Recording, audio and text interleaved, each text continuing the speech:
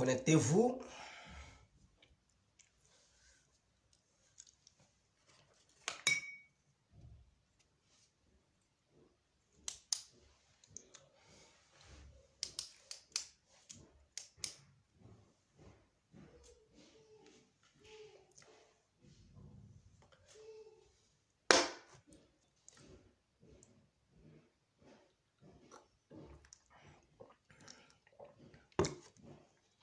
Connectez-vous. On va... David le King.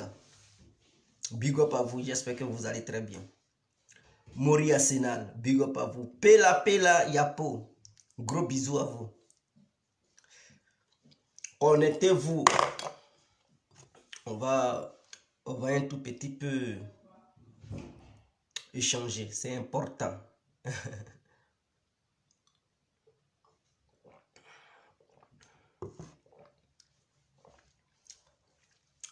Abdoulaye Dosso, big up à vous. Sarah Soari, big up à vous, Madame Soara. Ah, j'ai dit Madame Soara. Madame Soirée, excusez-moi. Alors, partagez le direct. Vous dites, vous êtes pro RADP et quand on fait les directs, vous ne partagez pas. Hein? C'est quand même un peu regrettable. Hein? Parce que vous ne faites pas ce que vous avez à faire. Vous qui regardez, votre mission, c'est de partager. Et nous, c'est de faire les vidéos et alerter les gens, ainsi que proposer des solutions. Mais lorsque vous ne faites pas votre part de travail, pendant ce temps, vous vous dites que vous êtes des supporters du truc du RADP. Mais ce que le RADP vous demande de faire, c'est de battre campagne. Et votre manière aussi de battre campagne, c'est de propager les messages du RADP partout, à travers sur les réseaux sociaux. Et donc, votre mission, c'est de partager les directs. C'est comme ça, ça pourra atteindre beaucoup de personnes. Mais vous ne le faites pas. Et vous vous dites, on est pro-Ouattara. Mais c'est comme ça, vous allez permettre au RADP de gagner. Prenez conscience quand même. Donc, je pense que vous allez partager. Je pense que vous allez partager. Alors, bonjour à tous et à tout temps pour tous ceux qui ne me connaissent pas. Je suis l'incontournable guerrier complet tout terrain. L'homme dont on parle, l'homme qui n'a pas frosé, l'homme qui ne marche pas ses mots. Vous pouvez aussi m'appeler devant la ville, l'homme derrière gouverneur italien, docteur Mordon, appelez-moi Boum, laisse-moi mourir 5 heures plein droit, El Padrino, Camari, Dezaou, la Moudja. Alors, nous voilà à nouveau devant cette caméra pour parler des crimes de Laurent Gbagbo et de Guillaume Soro. Pourquoi Soro, Guillaume et Laurent Gbagbo ont fait un complot national pour assassiner le peuple ivoirien? C'est de ça qu'il est question. Maintenant, pourquoi les Ivoiriens détestent tant Alassane Ouattara? Pas tous les Ivoiriens, mais quand je dis les Ivoiriens, c'est une partie. Mais quand même, ce sont aussi des Ivoiriens. Pourquoi ils détestent tant Alassane Ouattara? Et quelle solution, moi, guerre complet, je propose au RADP pour faire un coup KO, c'est-à-dire, dès le premier tour, remporter la victoire. Je vais proposer cette solution dans ce direct pour pouvoir permettre au RADP de gagner dès le premier tour. Et non, il n'y aura pas de deuxième tour si le RADP fait ce que je vais proposer dans cette vidéo. Il faut analyser souvent le terrain.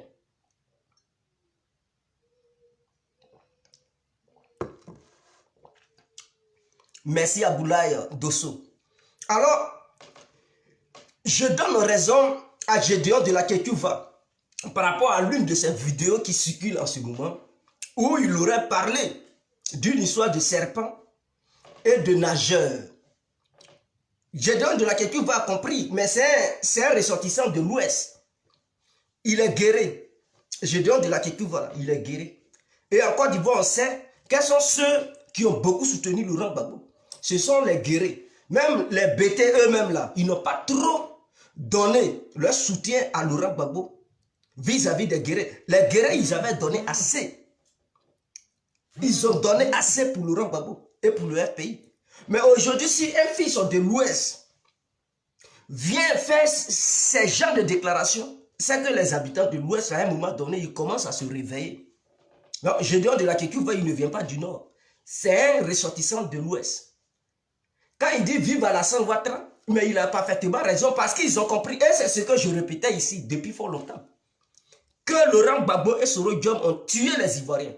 Laurent Gbagbo a participé à l'assassinat des Ivoiriens indirectement. Mais par contre, Soro Guillaume a participé à ça de façon directe. Je m'explique.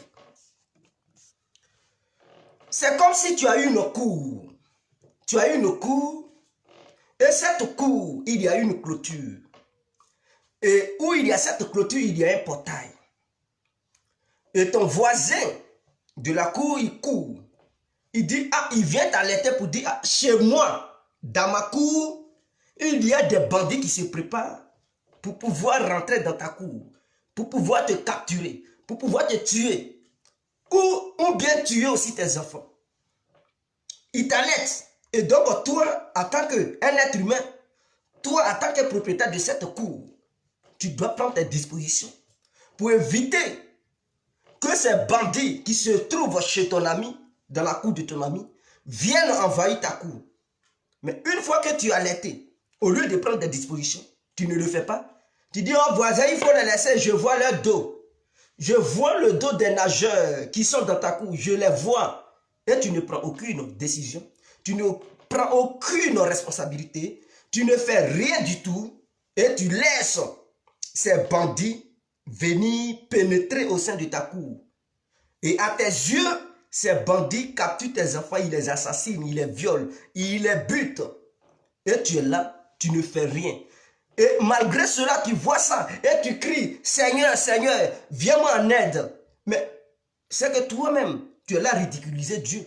Toi-même, tu es là à te moquer de Dieu. Dieu ne te viendra jamais en aide. Il dit, aide-toi et le ciel t'aidera. Il faut t'aider. Il a mis le courage en toi, l'intelligence en toi. Mais lorsque tu regardes les bandits envahir ta propre cour et assassiner tes enfants, et tu es impuissant, là encore tu es incapable encore de défendre tes enfants. Et il démantèle non seulement devant toi, il coupe ta cour en deux. Ta propre cour là, il coupe ça en deux.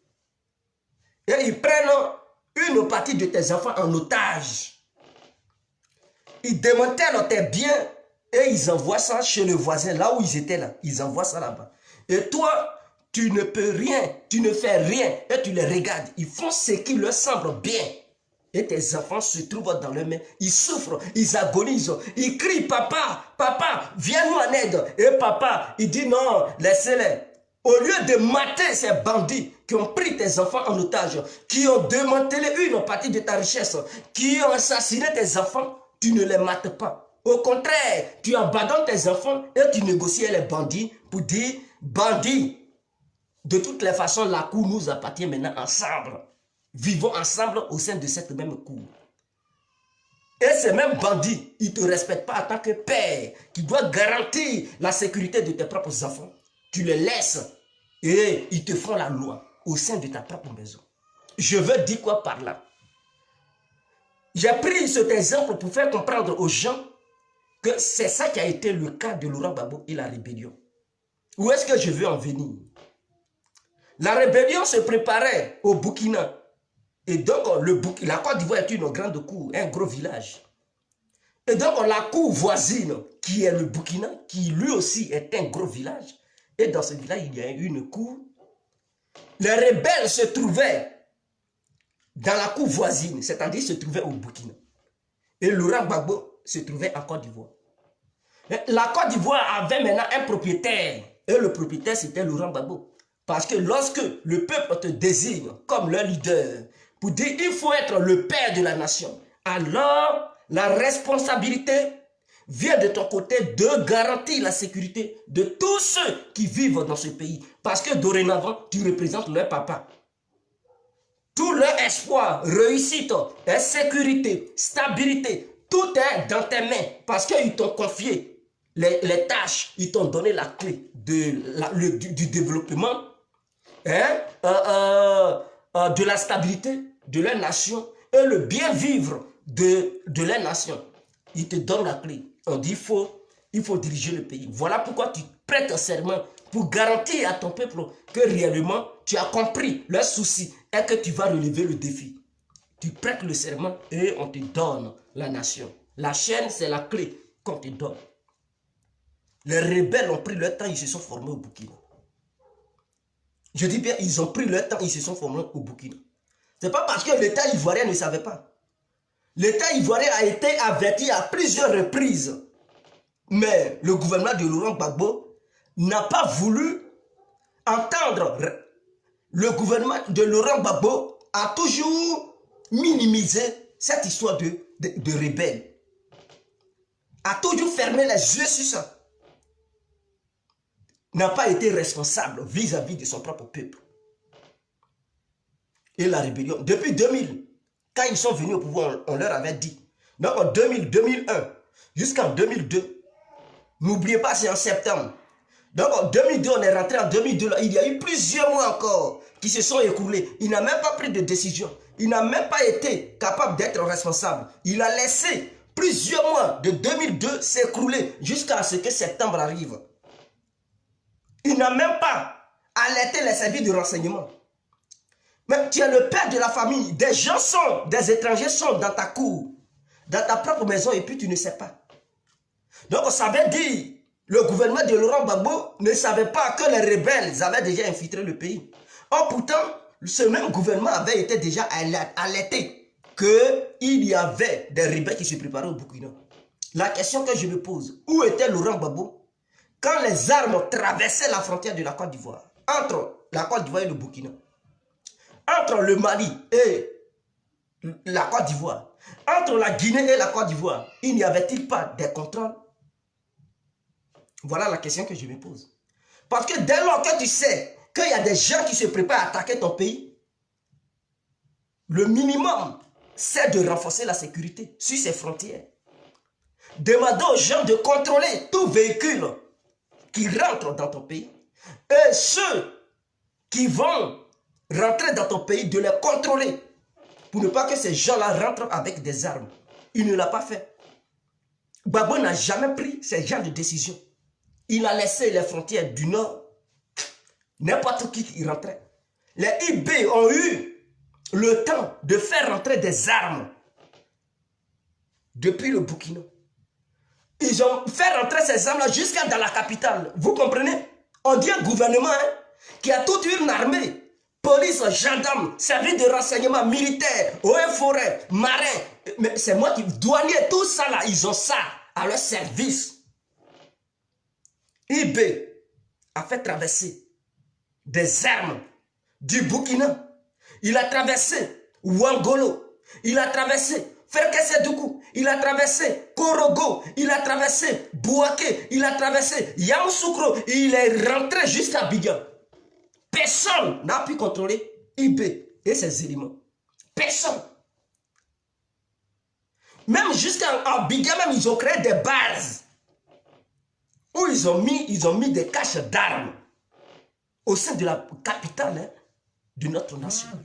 Et aucun militaire, aucun gendarme, aucun policier, aucun douanier, aucun eaux et forêt, même aucun ministre, même les services de renseignement ne savaient pas. Est-ce que c'était un gouvernement ça? Mais pourquoi il avait prêté serment en disant qu'il allait garantir la sécurité de son peuple?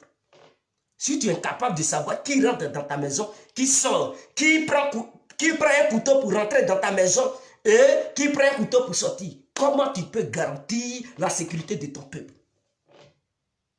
Jusqu'à ils ont permis à IB de faire un coup d'État, de déclencher un coup d'État dans plusieurs villes, au même moment, à la même heure, à la même minute. Et ils n'étaient même pas au courant, ils n'étaient même pas informés que un coup allait se produire le même jour du 18 au 19 septembre 2002. Ils n'étaient même pas informés. Or, ils avaient tout à leur disposition. J'ai dit tout. C'est eux qui contrôlaient les appareils de l'État. Ils contrôlaient tout. L'armée, c'était à leur service. Ils n'ont même pas su que des armes sont rentrées. Parce qu'on ne peut pas faire rentrer des armes en un seul jour.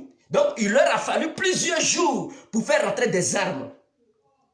Il leur a fallu plusieurs jours pour préparer le coup. Quand est-ce qu'ils allaient déclencher les hostilités? Mais personne n'était informé au sein du gouvernement de Gbagbo. Un gouvernement comme ça, vous pouvez nous dire que c'était un gouvernement responsable? On accuse Soro Guillaume. Je dis bien, on accuse Soro Guillaume. Mais sachons bel et bien que la première responsabilité vient de la part de Laurent Gbagbo. Parce que quand tu es président, il faut savoir toujours que des gens te guettent à te renverser.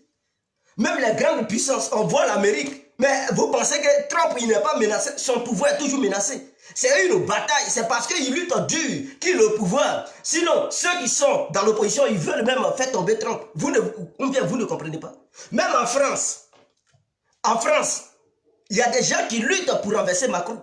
Mais c'est parce qu'il est vigilant, il lutte avec eux. Voilà pourquoi il y a des gilets jaunes toujours dans les rues.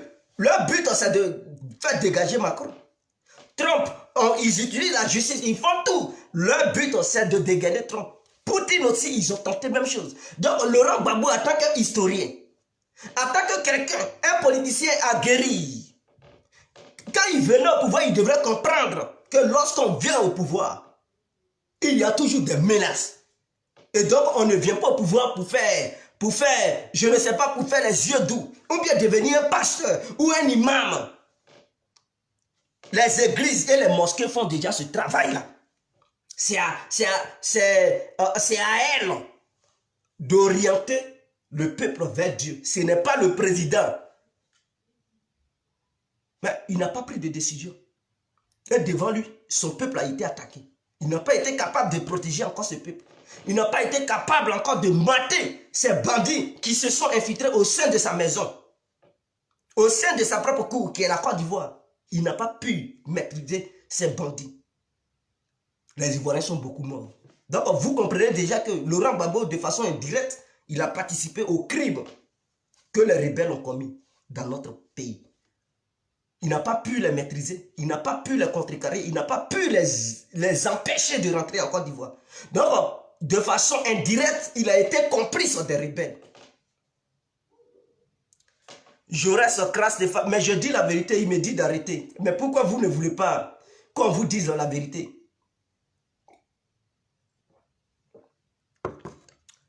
Pourquoi ne voulez-vous pas qu'on vous dise la vérité? Quand il y a la vérité, on dit qu'il devient fou. Tais-toi, tu as encore fumé. Mais est-ce que ce que je dis là, j'ai menti? Est-ce que j'ai menti? Or, contrairement à Alassane Ouattara, vous voyez la différence au total. Alassane Ouattara, il est venu au pouvoir, ce n'est pas parce que son pouvoir n'était pas menacé. Il y a des gens qui disent que pourquoi depuis qu'il est venu au pouvoir, il n'y a pas encore eu de coup d'État. Et puis les âmes se sont tues. Ah bon? Depuis qu'Alassane est venu au pouvoir, vous pouvez jurer que des gens n'ont pas voulu le renverser. Vous pouvez jurer que les gens n'ont pas voulu renverser Alassane. Soyez un peu honnête envers vous-même. Des gens ont tenté à plusieurs reprises de renverser le pouvoir d'Alassane. Mais Alassane, il est différent de Laurent Gbagbo. Alassane sait que le peuple lui a confié sa nation. Et il est le père de la nation ivoirienne. Alassane sait qu'il connaît son devoir. Il connaît son devoir et son droit. Son devoir, c'est de garantir la sécurité de toute la population ivoirienne. C'est de garantir la sécurité des différents kilomètres carrés. C'est de garantir la stabilité de son peuple. C'est de ne pas laisser aucune intrusion au sein de son pays. C'est d'être aux aguets, être très vigilant et sensible aux faits et gestes du peuple, de ce qui rentre, qui sort. Il a le coup d'œil. Alassane Ouattara, à la lecture des yeux, il est totalement différent de Laurent Gbagbo. Alassane Ouattara n'a pas été ignorant. Il sait que lorsqu'on est au pouvoir, il y a toujours un danger. Soit ton président, on t'abat, toi-même on te tue, ou soit on renverse ton pouvoir, on t'attrape, toi et tes hommes, on les fout en tôle. Si vous avez la chance, là, on vous conduit en prison. Mais si vous n'avez pas la chance, on vous massacre, vous tous. Alassane, il était conscient de ça. Contrairement à Laurent Gbagbo qui était ignorant. Lui et ses ministres, ainsi que ses conseillers, ils étaient ignorants. Ils ne savaient pas que lorsqu'on est au pouvoir, toi, le dirigeant, ta vie est menacée. Soit on peut t'abattre, on peut te mettre une balle dans la tête. Tout est gars, on peut les neutraliser, les tuer ou les foutre en tôle. S'ils ont la chance, c'est là ils vont aller en prison ou ils peuvent aller en exil. Mais s'ils n'ont pas la chance, c'est la mort qui les accueille. Laurent Gbagbo, il ne savait pas. Non, il ne savait pas. Il a été ignorant. Donc quand Alassane a pris le pouvoir, tout de suite, il sait comment il fallait faire parce que les armes circulaient au sein de notre nation. Il a su rétablir la stabilité rapidement. Les mutés ont voulu le renverser. Vous pensez que ceux qui étaient au nord, qui prenaient les armes là, ils étaient amoureux d'Alassane?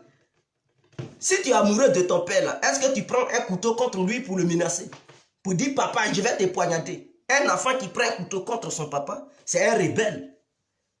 Ah oui, il a quelle intention? Dès lors que tu prends une arme, que ce soit une arme blanche ou pas, mais lorsque tu prends ça et puis tu menaces ton père, c'est que tu es un rebelle.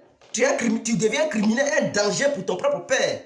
Aucun enfant digne de son nom n'a jamais pris une arme pour menacer son propre père ou sa propre mère. Quand tu vois le jour où tu verras ton enfant prendre un couteau pour te menacer, c'est un danger pour toi. Cette menace peut se transformer en une réalité.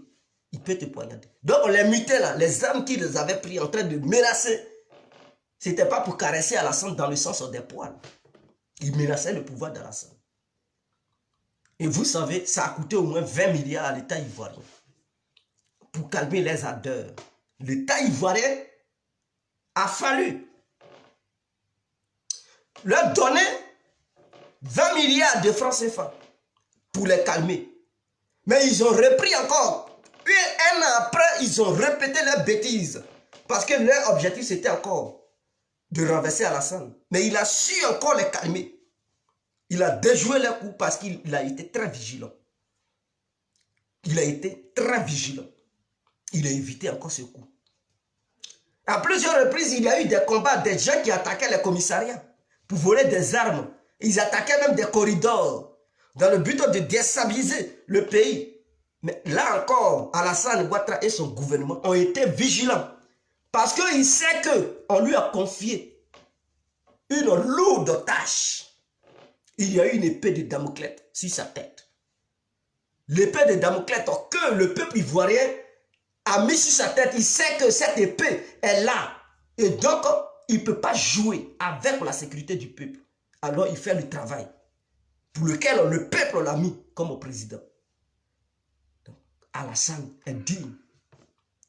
Alassane, lorsqu'il avait appris qu'au Ghana, il y avait une menace qui pouvait quitter là-bas à n'importe quel moment pour frapper le pays, il a dépêché Ahmed Bakayoko, qui lui était le ministre de l'Intérieur. Il n'était pas encore ministre de la Défense. Il a dépêché ce dernier pour dire, va négocier avec l'État ghanéen parce que je n'aimerais pas voir des terroristes ou des rebelles quitter au Ghana pour venir déstabiliser la Côte d'Ivoire. Car le Ghana et la Côte d'Ivoire sont deux pays frères. Négocions de façon diplomatique, on va trouver un consensus. C'est-à-dire, aucun rebelle ne peut quitter la Côte d'Ivoire pour attaquer le Ghana. Aucun rebelle ne viendra du Ghana pour attaquer la Côte d'Ivoire. Un accord a été signé entre l'État ghanéen et l'État ivoirien. Et tous ceux qui représentaient une menace pour l'État ivoirien ont été extradés en Côte d'Ivoire au nom de cet accord. Donc, ils ont livré tous ceux qui étaient des militaires qui menaçaient l'État ivoirien. Le Ghana les a livrés à la Côte d'Ivoire. Aujourd'hui, ils sont à la Maca. Et c'est tout à fait normal. C'est parce que Alassane Ouattara est sensible à la sécurité de notre pays. Il ne veut même pas voir quelqu'un, une petite mouche déstabiliser la Côte d'Ivoire. C'est son dit un président qui sait pourquoi son peuple l'a mis là. Il connaît la mission pour laquelle le peuple l'a élu comme président de la République. Contrairement à Laurent Gbagbo, qui ne savait pas pourquoi il était là. On t'a mis, tu te joues encore comme un opposant. Donc, les Ivoiriens détestent Alassane Ouattara. Pourquoi? Si les Ivoiriens devraient détester des gens, il faut détester Laurent Gbagbo et son FPI, plus Guillaume Soro, parce que ce sont eux-là qui se sont associés pour vous tuer, pour tuer le peuple ivoirien. Alassane n'a jamais fait une association quelconque pour anéantir le peuple ivoirien. C'est pour ne rien que vous avez la haine contre Alassane Ouattara. Je fais cette vidéo pour faire comprendre aux gens qui ne comprennent pas. Alassane Ouattara, il n'a jamais créé une association de malfaiteurs pour venir assassiner le peuple ivoirien. Tous ceux qui réclament justice en Côte d'Ivoire aujourd'hui, qui crient partout pour dire non, les rebelles les ont tués. Mais au lieu de vous apprendre d'abord aux rebelles, apprenez-vous à Laurent Gbagbo. Quelle a été la mission de Laurent Gbagbo, la mission sécuritaire de Laurent Gbagbo dans vos régions, dans vos villes et dans vos villages? quand Laurent Gbagbo avait appris la nouvelle qu'il y avait des rebelles qui se préparaient pour frapper la Côte d'Ivoire, mais quelles ont été les dispositions prises par le gouvernement ivoirien afin de garantir la sécurité de l'intégrité territoriale de la Côte d'Ivoire? Est-ce qu'il a mené des actions? Non. C'est-à-dire qu'il n'a rien entrepris. Maintenant, ces voyous sont rentrés en Côte d'Ivoire. Ils ont commencé à vous tuer. Sinon, ils ont commencé à nous tuer, nous Ivoiriens. Et puis, on s'apprend seulement qu'aux rebelles. Non, Laurent Gbagbo aussi au courant. Parce que nous, peuple ivoirien, ce n'est pas nous qui sommes au sommet de l'État. Nous, là, on ne nous donne aucune information. On est en bas ici. Nous représentons les prolétaires. Les bourgeois, là, ce sont eux qui ont toutes les informations. Donc, la communication se passait d'État en État. Donc, Laurent Gbagbo, il savait quels sont ces rebelles réservés au peuple ivoirien. Mais si nous, peuple ivoirien, on savait le sort que les rebelles nous réservaient, on allait prendre nos dispositions, notre disposition plutôt, pour s'auto-protéger. Mais puisqu'on ne savait rien, Laurent Gbagbo et ses ministres étaient informés. L'armée ivoirienne était informée. Mais nous, est-ce qu'on avait été avisés? Est-ce que Laurent Gbagbo avait partagé ce message avec le peuple pour dire ah, voici ce que le gouvernement, le pays voisin m'a donné comme information, on fait comme un peuple ivoirien. Le peuple allait avoir son mot à dire pour dire ah monsieur le président, voyons la situation, il faut renforcer le contrôle sur les frontières du Nord. Et les militaires qui sont dans les bases militaires du Nord et tout, il faut les changer. On ramène ceux-là vers l'ouest et prend les militaires de l'ouest, envoie-les au nord là-bas. Ils vont quadriller là-bas. Voilà, c'est aussi une stratégie. Parce qu'ils ne savaient pas si les militaires qui étaient au nord dans les bases, ils étaient corrompus ou pas. Donc il fallait les retirer là-bas. Tu les envoies à l'ouest. Et les militaires de l'ouest, tu les envoies au nord. Tu les envoies au nord. Ceux-là, ils ne sont pas encore corrompus. Ils vont faire le travail proprement sur le terrain. Et à chaque mois, c'est-à-dire chaque 3 mois, tu changes de militaire. Pour ne pas que les rebelles réussissent à les corrompre. Donc chaque 3 mois, tu les changes. Tu envoies une nouvelle équipe et l'ancienne équipe, tu enlèves l'ancienne équipe pour l'envoyer ailleurs. Et tu allais contrecarrer le plan des rebelles. Il ne l'a pas fait. Il a laissé les militaires, les policiers, même les douaniers qui étaient sur la frontière, qui ne faisaient rien du tout. Est-ce que Laurent Gbagbo les avait changés? Il n'a pas changé ces douaniers. Mais il fallait les changer. Quand tu as appris que peut-être ces douaniers qui étaient là-bas, ils étaient corrompus. Donc, ils facilitaient la tâche aux rebelles de faire rentrer leurs armes au sein de notre nation. Donc, en tant qu'un bon responsable, en tant qu'un bon dirigeant, lorsque tu as appris ça, mais les douaniers qui étaient sur ces frontières-là, tu les enlèves. Et tu envoies d'autres douaniers qui n'ont rien à voir avec ceux-là. Tu les envoies là-bas en renfort. Et tu crées. Il fallait que Laurent Gbagbo crée. Comment on appelle ça? Ils mettent des petites bases. Non loin de ces frontières-là. Des bases militaires. Non loin de ces frontières. Il fallait créer ça rapidement. Pour envoyer des militaires en renfort. Parce qu'on ne sait jamais. Il ne l'a pas fait. Il était dans son habillage avec ses gros verres noirs. On lui dit le pays est menacé par un truc, par une rébellion qui se prépare dans un pays voisin. Lui, ce qui l'intéressait, c'est Rome. Il court derrière le pape en Italie. Mais Gbagbo, tu avais quoi?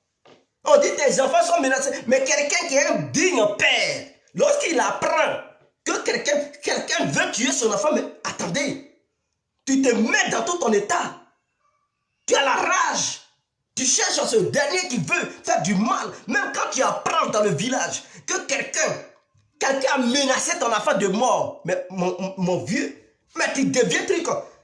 Mais attends, la colère t'anime. Tu cherches ce dernier qui a menacé ton enfant de mort. Et tu lui dis, si jamais tu oses, si jamais quelque chose arrive à mon enfant, je te coupe les couilles. Excusez-moi pour le terme. Mais tu lui fais comprendre que si jamais un grain des cheveux de l'un de tes enfants quitte sur sa tête, lui, tu vas lui faire la peau.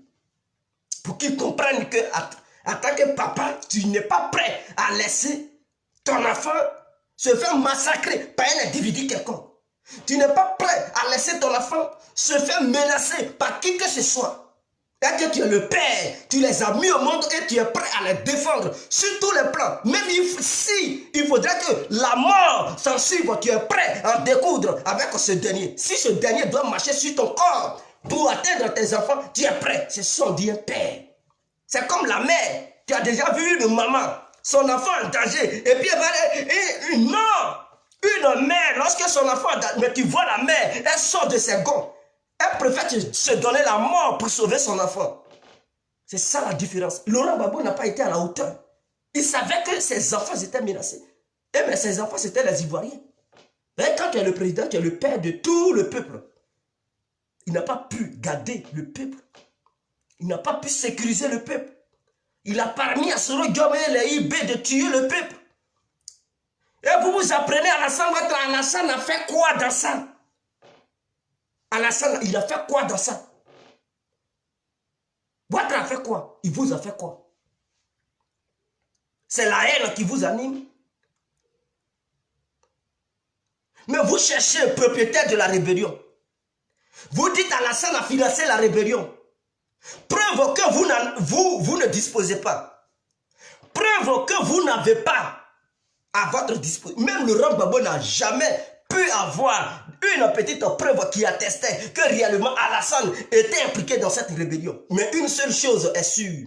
Soro Guillaume s'était revendiqué comme le père de la rébellion. Donc si Laurent Gbagbo était réellement un homme sincère et sérieux, il allait d'abord mettre la main sur Soro Guillaume pour dire bon, on cherche des preuves, on cherche qui est le père de la rébellion.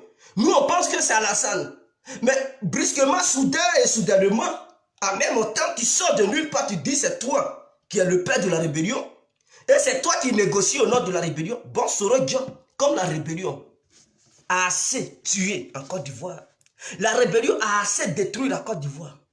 La rébellion a assez pillé le pays, on t'arrête. On t'arrête, comme c'est toi qui dis que tu es le père là, on t'arrête. Maintenant, si tu ne cites pas ceux qui t'ont financé, ou bien ceux qui sont cachés derrière toi, tu ne les cites pas, c'est toi seul qui vas prendre les pots cassés. Là, on allait savoir que Laurent Gbagbo était sérieux. Lui et son gouvernement. Il fallait qu'ils arrêtent un peu Soro Guillaume pour le traîner devant les tribunaux. Soro, maintenant, c'était à lui de dire qu'il avait financé, qu'il aidait. Mais vous ne l'avez pas fait. Vous laissez lui-même qui s'est autoproclamé patron de la rébellion. Vous dites non, ce n'est pas lui, c'est Ouattara. Ou vous n'avez même pas de preuves là. Vous dites c'est là-bas, vous voulez. Mais ce sont des gens qui sont nuls, qui se comportent comme ça. Si tu n'es pas nul, tu ne peux pas te comporter comme ça. C'est comme si ton enfant est mort. Et un sorcier quitte là-bas, il dit non, c'est moi qui ai tué ton enfant. Tu dis non, ce n'est pas toi. Je sais que derrière toi, il y a un gros sorcier. C'est le vieux là. Parce que sa tête me dit, parce que tu es trop ami avec lui, je sais que c'est lui. Oh, pourtant, tu n'as aucune preuve envers le vieux que tu accuses là. Mais le jeune qui est là, il dit c'est lui. Toi, tu dis non, ce n'est pas le jeune. C'est que la mort de ton enfant, ça ne te dit rien. C'est que tu t'en fous même de ton enfant. Parce que si tu considérais ton enfant, le jeune qui est venu pour dire c'est lui le propriétaire, c'est lui l'auteur de la mort de ton fils, tu allais d'abord l'arrêter. Et lui dit, s'il ne parle pas, mais c'est lui seul qui va assumer les conséquences. Donc si le gouvernement de Laurent Gbagbo était un gouvernement sérieux et digne de ce nom, mais ce gouvernement allait d'abord arrêter Soro Guillaume. Et c'était Soro Guillaume, puisqu'il était porte-parole et secrétaire général du mouvement MPCI, c'était à lui maintenant de citer ceux qui le finançaient. Mais jusqu'à présent, Soro Guillaume n'a jamais pu citer Alassane Ouattara. Quand on lui demande, même en étant guerre avec Alassane, il a toujours dit que c'était lui. Il a même écrit un livre pour dire pourquoi il est devenu rebelle. Et il se vante qu'il fallait frapper le gouvernement de Gbagbo, que c'était un gouvernement moribond et que la dictature était au summum. Et donc il fallait déstabiliser ce pouvoir et que c'était lui Soro. Il était son propre patron. Mais avec tout ça, la Gbagbo n'a jamais voulu arrêter Soro. Donc, c'est comme une complicité. Donc, les militants qui se disent gars, ou les militants qui se disent, qui militent pour l'idéologie de Laurent Gbagbo, ils devraient non seulement demander des comptes à leurs patrons, mais Gbagbo, pourquoi tout ce temps, tu n'as pas pu arrêter Soro pour le juger? Pour que Soro Diom, il puisse nous dire, nous peuple ivoirien, de sa propre bouche, que c'est Alassane Ouattara qui était son patron. Mais toi, Gbagbo, tu nous as fait croire que c'est Alassane Ouattara qui était à la base de cette rébellion. Mais en retour, tu n'as même pas pu approuver, tu n'as même pas pu apporter une petite preuve pour démontrer tes accusations envers Alassane Ouattara. On appelle ça de la diffamation accusatoire. Gbagbo n'a fait que diffamer. Et il n'a fait que berner le peuple ivoirien. Il a menti. Il a été un gros menteur. Après avoir été incapable de protéger le peuple, il cherchait des boucs et émissaires en accusant Alassane Ouattara tout en n'apportant aucune preuve qui attestait ou bien qui appuyait ses accusations.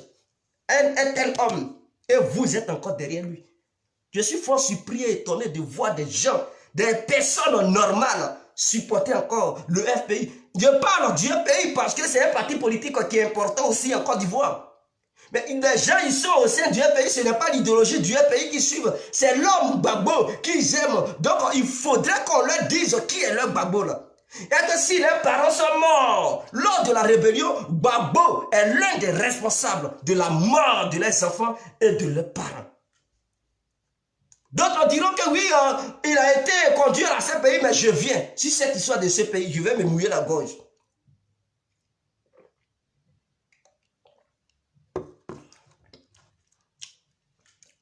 D'autres diront, quand il a été envoyé à ce pays, on cherchait des témoins pour le condamner.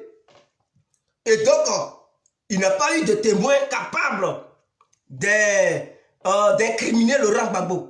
Et qu'ils ont été des témoins même à décharge.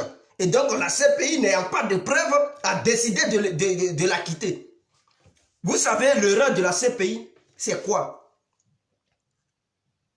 D'abord, l'introduction du procès de la CPI a été une erreur pour la CPI elle-même. En allant sur cette base, Laurent Gbagbo ne pouvait pas être condamné. Parce que la CPI a dit quoi? La CPI a dit Laurent Gbagbo a tué. La CPI a accusé Laurent Gbagbo d'avoir tué ou d'avoir donné des ordres de ce qui s'est passé en Côte d'Ivoire. Or, en allant sur cette base, il fallait que la CPI prouve aux yeux du monde entier que tout ce qui s'était passé en Côte d'Ivoire, Laurent Gbagbo était directement lié à ça. Et donc, à travers des ordres, soit par écrit ou bien par vidéo, pour dire, bon, toutes les actions que les généraux ou bien les commandants ont menées sur le terrain ou les miliciens, c'est Laurent Gbagbo qui leur avait donné des ordres. Donc il faut prouver que Laurent Gbagbo a parlé ouvertement pour dire allez-y tuer. Ou bien il a écrit des notes pour dire allez-y tuer. Or, c'est ce que la CPI ne pouvait pas démontrer. Parce que donc, dès le début, l'introduction du procès, c'était déjà un échec de la part de la CPI. Parce qu'ils ont fait des recherches jusqu'à ils n'ont pas pu trouver un lien qui liait Laurent Gbagbo avec les actions posées des choses, c'est-à-dire un lien qui sert de preuve pour dire Laurent Gbagbo a donné tel jour l'ordre à tel bataillon d'aller commettre un tel crime. Donc c'était un échec. Mais si la CPI partait sur la base de quoi? De dire tout ce qui s'est passé, ça y est en lien avec Laurent Gbagbo, c'est-à-dire c'est Laurent Gbagbo qui était leur patron. Donc tout ce qu'ils ont fait, c'est à cause de Laurent Gbagbo qu'ils ont fait. Donc Laurent Gbagbo, automatiquement, ils allaient l'incriminer. Ils ne pouvaient pas s'en sortir. Et si la CPI disait que non, ces gens ont agi, ces militaires ont agi parce que Laurent Gbagbo ne voulait pas quitter le pouvoir, ou bien c'est sous le règne de Laurent Gbagbo que ces gens-là agissaient. Donc il est leur patron, automatiquement. Laurent Gbagbo, on le condamnait. Parce que les choses devenaient claires. Mais du fait qu'ils l'ont accusé, directement pour dire c'est lui qui a donné les ordres, il fallait amener des preuves qui attestaient que oui, tel jour Laurent Gbagbo a envoyé un message, ou bien il y a des vidéos qui démontrent que Laurent Gbagbo a donné des ordres. Mais là, si la CPI accusait Blé Goudé Pour dire c'est parce qu'il était le jeune, il était le président de la galaxie patriotique. Donc, ces jeunes ont agi sous l'influence de Blé Goudé à travers ses campagnes et ses mots d'ordre qu'il donnait. Et sa propagande, Blé Goudé allait être condamné. Mais ils ont dit, c'est Blé Goudé qui leur a donné l'ordre comme ça, tel jour. Mais c'était difficile de démontrer cela. Mais tout le monde sait que ce que les jeunes patriotes ont fait, c'est parce qu'ils ont été influencés par Blé Goudé. Mais de façon indirecte, ils ont agi sans que Blé Goudé ne leur demande d'aller tuer qui que ce soit. Donc là, la CPI a fait une erreur. L'introduction a été mauvaise. Donc ils allaient s'en sortir. Voilà pourquoi ils se sont sortis. Voilà pourquoi ils ont été acquittés. Mais si la CPI disait que non, les jeunes patriotes ont agi parce qu'ils ont agi parce qu'ils avaient au devant d'eux un leader qui se faisait appeler le général Blé Goudé. Et donc, à un moment donné, ils ont eu l'influence. Ils ont reçu l'influence de ce dernier. Et tout ce qu'il leur disait, cette propagande a influencé cette jeunesse à aller commettre ces crimes. Blé Goudé, automatiquement, il partait en prison. Donc, ce n'est pas parce que Laurent Gbagbo et Blé ont été acquittés que vous allez penser qu'ils n'ont rien à voir là-dedans. Voilà pourquoi je dis de façon indirecte, Laurent Gbagbo a participé aux crimes qui se sont déroulés. Parce que directement, on sait que ce n'est pas Laurent Gbagbo qui a demandé à la rébellion de venir attaquer. Directement, on sait que ce n'est pas Laurent Gbagbo qui a demandé à Soro Guillaume de venir égorger et éventrer les gens. Mais de façon indirecte, Laurent Gbagbo n'a pas pris les bonnes décisions pour protéger sa population. Donc, indirectement, il a participé. C'est comme si des gens, tu sais que deux personnes veulent se bagarrer et puis toi, tu vois la scène. Tu es au courant que l'autre a un couteau, il veut poignarder l'autre et tu le vois, mais tu n'agis pas. Et tu le regardes, et lui qui possède le couteau, il tue celui qui n'a rien. Ou bien les deux ont des couteaux et ils se bagarrent. Pendant ce temps, toi tu es là, tu pouvais les empêcher de se bagarrer. Tu les regardes, ils se poignardent entre eux et un meurt. Et toi, mais est-ce qu'ils vont t'accuser d'avoir poignardé l'autre? Est-ce qu'ils vont t'accuser d'avoir commis un meurtre? Non, ils ne vont pas t'accuser. Mais si on dit, tu n'as pas apporté une assistance à un individu en danger, automatiquement, tu es inculpé. Parce que tu étais là, tu as vu. Tu savais ce qui se passait. Mais pourquoi tu n'as pas intervenu pour empêcher cela? Et donc, si la justice va sur cette base, pour dire que tu n'as pas assisté tu n'as pas assisté à un individu qui était en danger, mais mon frère, ils vont t'inculper. Il n'y a pas eu de truc d'assistance envers une personne en danger. Donc, du coup, on t'incrimine. Mais cela ne veut pas dire que c'est toi-même qui as pris le couteau pour tuer la personne. C'est ça qui a été le cas de Gbagbo et Soro Guillaume.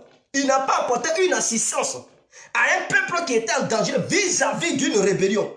Et donc, de façon indirecte, Laurent Gbagbo a cautionné la mort de ses concitoyens. Voilà ce que je veux dire par là. Et donc, ceux qui ne me comprennent pas, ils disent, ah, va te faire foutre, c'est Ouattara qui était président. Est-ce que c'est Ouattara qui était président? C'était pas Ouattara, c'était Gbagbo. Mais ceux qui n'ont pas d'argument, ils vont m'insulter, droguer là, ferme là. Parce qu'ils savent que ce que je dis, c'est tout à fait normal. Ça leur fait mal, mais il faudra qu'on vous le dise. Et c'est ainsi qu'on pourra faire comprendre le peuple ivoirien. Je sais qu'ils sont fâchés.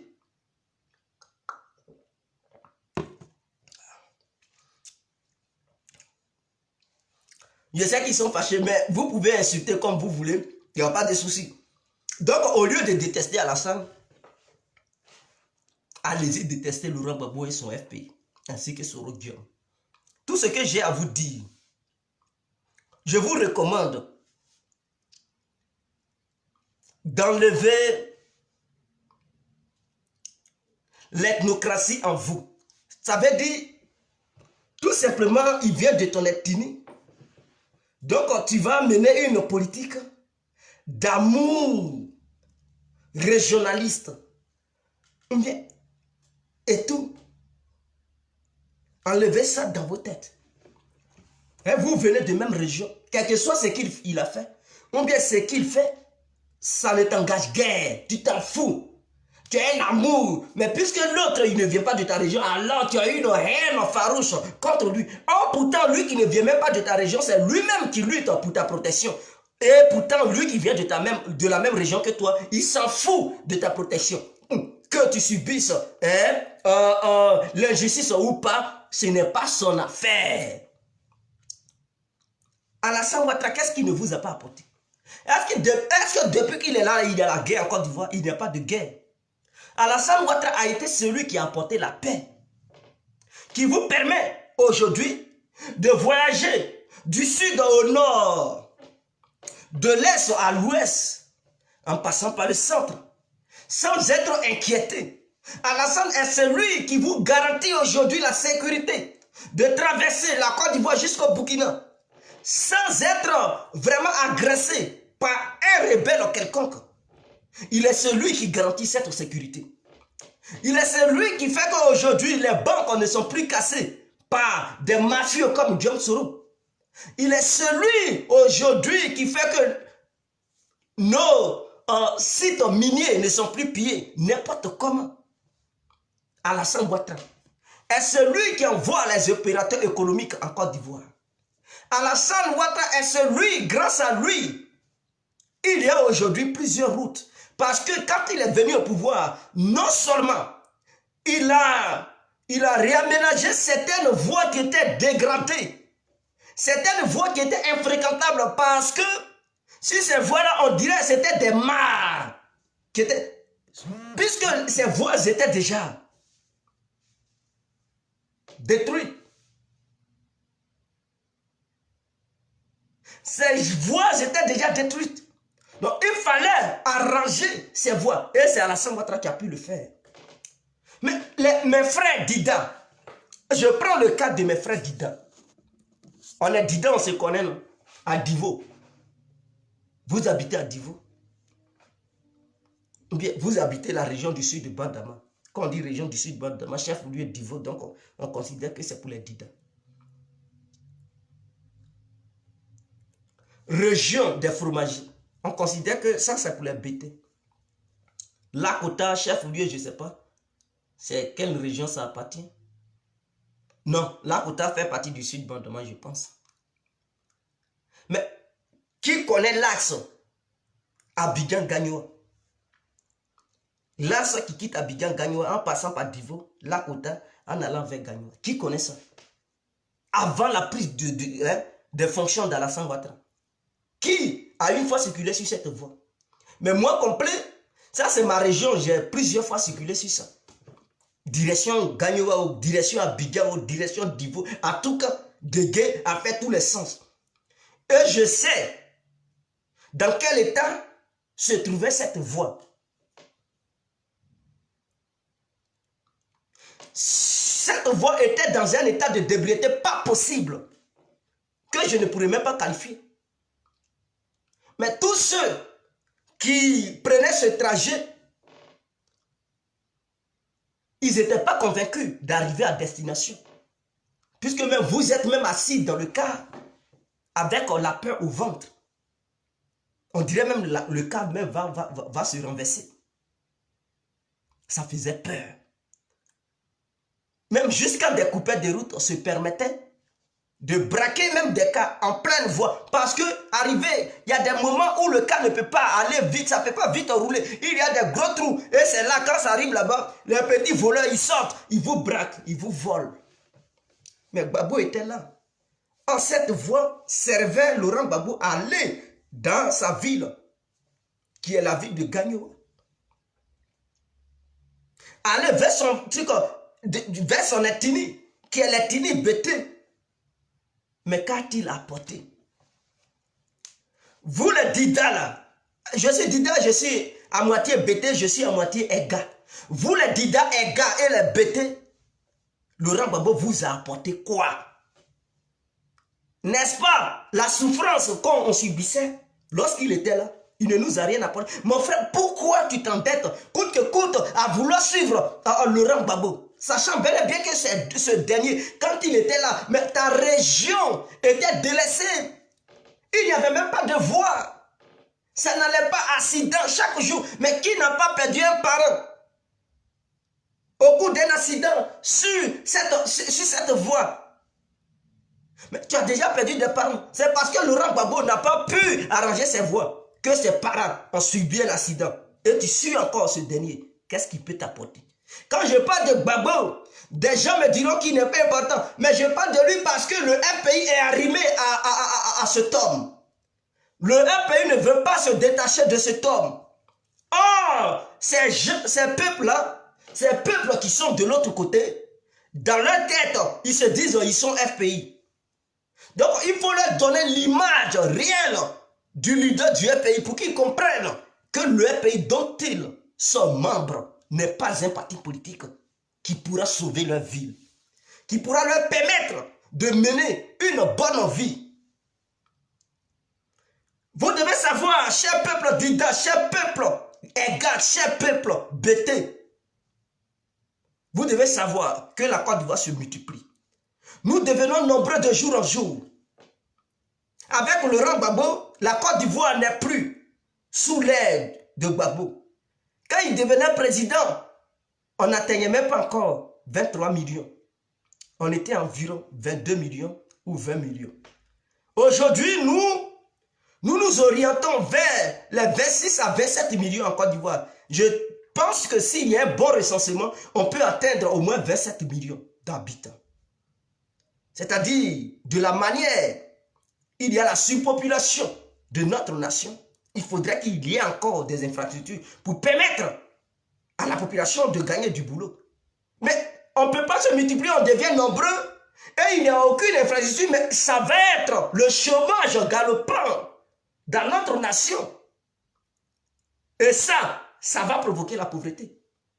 Or, Dieu nous a donné la chance d'obtenir un président, d'avoir un président comme Alassane, qui se préoccupe du peuple, qui donne du travail à la population ivoirienne, sans trier. Il se base pas sur les ethnies, il ne se dit pas que non, telle ethnie n'est pas la mienne, non, telle région n'est pas la mienne, mais il développe toutes les régions dans leur ensemble. C'est ça, on dit un président. Il n'a pas laissé une ville, non. Il a développé toutes les villes de la Côte d'Ivoire. Grâce à lui, des gens sont fiers. Quand vous partez à Abidjan, vous êtes heureux. Mais même en dehors d'Abidjan, parce qu'il a délocalisé certaines infrastructures, il a envoyé d'autres dans d'autres villes. Et il a rangé partout, mais c'est petit à petit. C'est parce qu'Alassane Ouattara a pris de l'âge. Mais si on lui avait confié ce pays dans les années 2000, début 2000, jusqu'en 2020 aujourd'hui, vraiment, Dubaï même n'a rien fait. La Côte d'Ivoire allait être le second Dubaï. Mais il a pris le pays tard. Il a pris le pays très tard, en 2011. Malgré sa vieillesse, il a apporté ce qu'il pouvait apporter.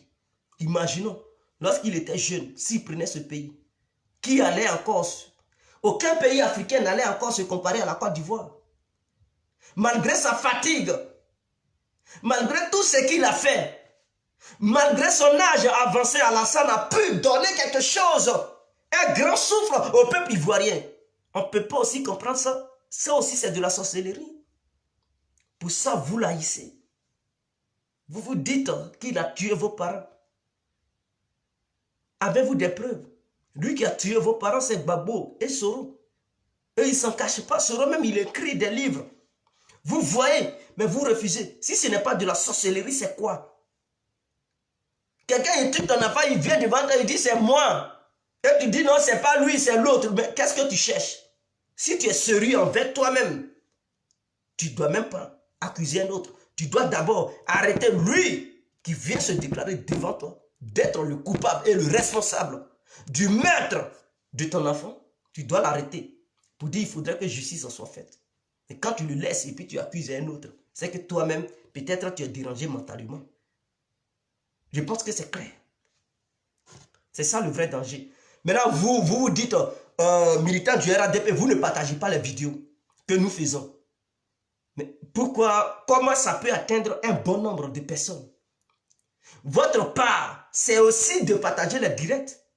Si tu te sens militant ou militantes du RADP, il faut partager dans les groupes, sur ton mur, partage, comme ça les gens ils vont voir et ils seront éclairés. Mais si tu ne partages pas, toi seul tu es éclairé, mais eux tes amis, est-ce qu'ils sont aussi éclairés? Or si tu partages, ça va aussi de la manière, toi tu as compris, l'autre aussi il va aussi écouter, il va comprendre, ça va ouvrir son esprit. C'est une question d'esprit. Partagez les directs. Ne regardez pas, vous êtes heureux ou heureuse. Et après, et les autres qui n'ont pas vu font comment? Ta mission, c'est aussi de partager. C'est important.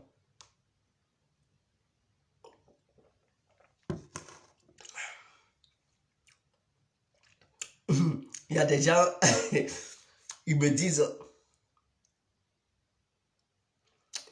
drogué, drogué. Insultez, si vous êtes fatigué, je pense que vous allez arrêter. Maintenant, quelle solution pour le RADP pour faire un coup de KO? Voici la solution que Guégué apporte au RADP. Parce que c'est ça aussi le plus important. Quand tu fais des vidéos, quand tu finis de critiquer, il faut aussi apporter des solutions. Il ne suffit pas de critiquer. Tu as critiqué, c'est bien beau. Mais qu'est-ce que tu apportes pour changer les choses? Voilà aussi. Ça aussi, c'est une autre question. Mais moi, je me fais appeler complet parce que je remplis toutes ces tâches. Je peux critiquer, je peux proposer, en tout cas, je peux faire toutes sortes de débats dans n'importe quel domaine. C'est ça aussi, mon efficacité. Voilà pourquoi je dis, appelez-moi gay complet. Alors, qu'est-ce que je propose au RADP? Comme je ne cesse de le répéter, je dis le terrain est miné. Le terrain est très glissant. Alors, les choses ne sont plus à prendre à la légère. Parce que où vont les choses, je ne vois pas bien clair. Et donc, pour nettoyer mes yeux et voir très loin, alors il faudrait qu'on propose des solutions. Mais le RADP a déjà une base électorale. Et cette base électorale, nous savons qu'à Bouaké, même si c'est chez les Baoulés, mais il y a une forte communauté du Nord. Et ces gens-là soutiennent beaucoup le RADP. Ça, c'est déjà une première victoire. Donc, il y a des villes où le RADP ne doit plus déployer assez d'énergie. Parce que quand tu sais que dans ta cour, il y a tes enfants, tu sais qu'à 100% tes enfants sont déjà, tu es déjà garanti sur ce côté-là. Tu sais que tes enfants vont t'apporter leur soutien. Surtout quand tu t'attends bien avec eux. Donc, les villes du Nord, ce n'est plus un débat. Korogo, Wangolo, je ne sais pas, Odiéné. En tout cas, ces villes-là, c'est déjà une base électorale du RADP. Y compris Bouaké, y compris, même si Abobo n'est pas une ville qui se trouve au sein de la ville d'Abidjan, mais ça, c'est l'une des communes où le RADP a déjà sa base. Donc, pour mettre une stratégie sur pied pour gagner, là où tu sais que tu as déjà gagné, là où il y a ta base, il ne faut plus fournir assez d'efforts. Là où vous devez mettre assez d'efforts, là, c'est où se trouve la base des électeurs des autres partis politiques. C'est là-bas qu'il faut déployer les moyens pour les ramener dans ton giron. Les ramener au sein du RADP. Alors, qu'est-ce que je propose? Le RADP ne doit plus se fatiguer à déployer assez de moyens au Nord pour battre campagne, expliquer aux nordistes, parce que le RADP sait déjà que les nordistes, ils sont déjà là pour le RADP. Ce n'est pas un débat. Il suffit qu'on engage le débat électoral. Il suffit qu'on engage les campagnes et puis les nordistes, ils vont se rallier au RADP. Ça, ce n'est pas un débat. Mais là où le RADP doit mener une offensive, c'est à l'ouest, au sud et une partie de l'est. Parce qu'au centre même, le RADP a déjà pris. Il reste l'ouest, sud et l'est. Alors, je demande au haut cadre du RADP de créer un mouvement, je dis un mouvement politique du RADP, dans chaque ville de ces zones que je viens de mentionner. Les villes se trouvant à l'est, les villes se trouvant à l'ouest et les villes se trouvant au sud. Il faudrait qu'il y ait une représentation, un mouvement, je dis un mouvement. Pas dans les régions. Les régions sont trop grandes. Mais il faut un mouvement dans chaque ville de ces zones-là. Et ceux qui doivent être au devant de ces mouvements, il ne faudrait pas qu'ils soient des nordistes. C'est comme ça, vous. Parce que s'ils sont nordistes, ceux qui habitent là-bas, ils vont dire, oh, c'est les mêmes nordistes là. Ils ne vont pas adhérer. Ça aussi, c'est une stratégie. Donc, je sais que les nordistes vivent dans ces secteurs-là. Mais ceux qui vivent là-bas, ça, c'est déjà une victoire pour le RADP. Parce que s'il y a élection, ils vont voter le RADP.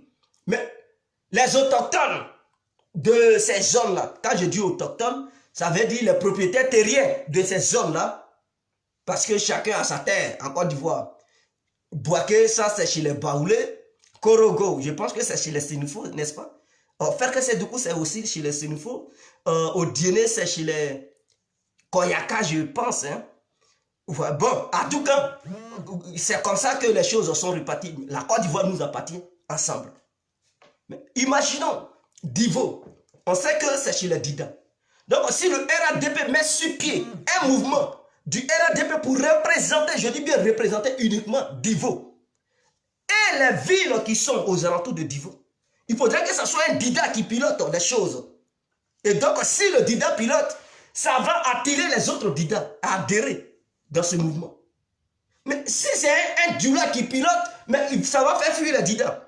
Or, la vision du RADP, c'est de capter les Dida qui sont là-bas, qui sont dans la ville de Divo et dans le village de Divo, d'adhérer au sein du RADP. Donc, il faudrait que le RADP crée un mouvement qui va représenter le RADP en dehors de la section RADP qui se trouve à Divo. Il faut un mouvement typiquement dirigé et piloté par un jeune Dida qui va, lui, à son tour, faire des efforts pour attirer les jeunes Dida. Créer aussi un mouvement à Lakota. Et à Lakota, là-bas, il faudrait que ce soit un jeune Dida qui puisse piloter les choses pour tirer les Dida au sein de ce mouvement. Oui, à Gagnoua, il faut un jeune BT capable de piloter les choses pour tirer les jeunes BT.